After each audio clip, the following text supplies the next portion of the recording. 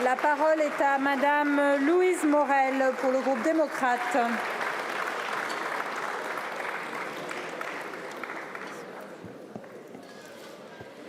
Merci Madame la Présidente, Madame la Ministre, Monsieur le Président de Commission, Madame la Rapporteure, chers collègues.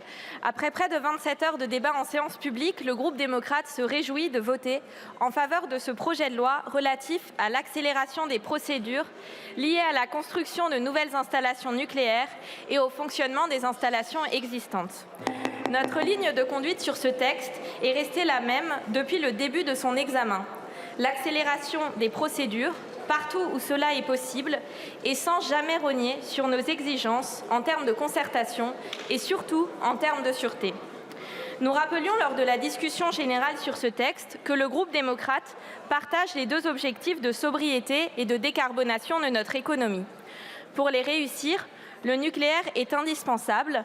Il l'est d'autant plus dans la situation géopolitique internationale actuelle qui nous rappelle chaque jour un peu plus le besoin criant de souveraineté, en premier lieu énergétique. À ce titre, comment ne pas évoquer les dernières analyses du GIEC rendues publiques hier sur le réchauffement climatique ? Les conclusions sont les suivantes.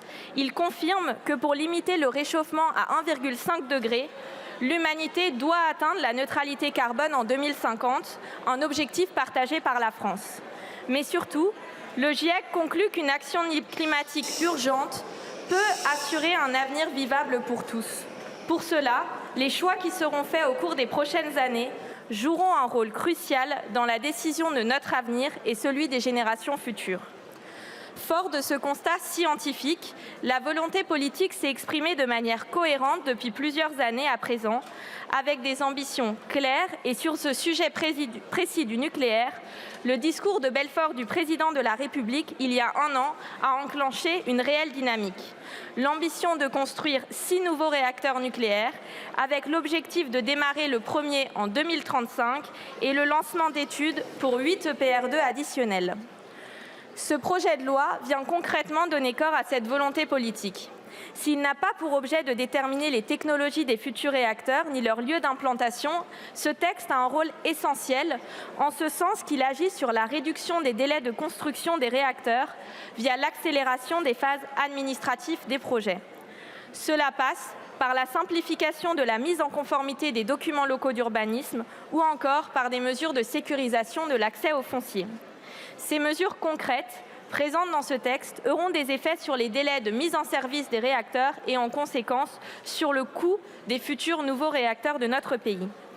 Notre Assemblée a largement contribué à l'enrichissement de ce texte, notamment avec des mesures accélérant la mise en compatibilité des documents d'urbanisme, mais également en simplifiant la délivrance de l'autorisation environnementale, ainsi qu'en reconnaissant la raison d'intérêt public majeur pour certains réacteurs.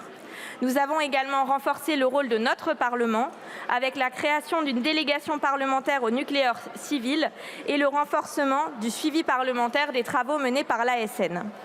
Sur ce dernier point, l'avenir de cette autorité s'est largement invité dans nos débats à l'occasion du projet de rapprochement des compétences de l'URSN au sein de l'ASN.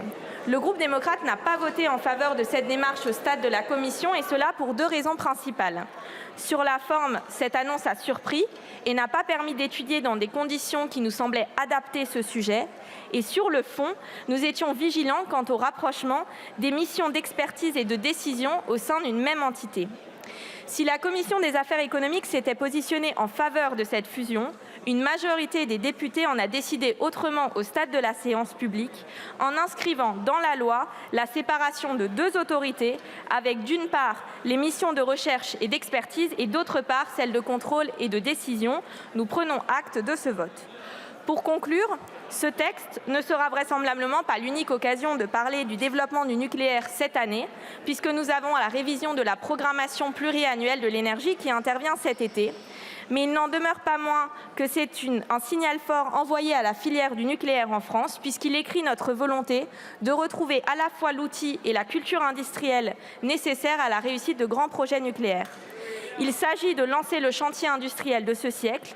Pour cela, il est nécessaire d'avoir un cap, une vision, une détermination claire.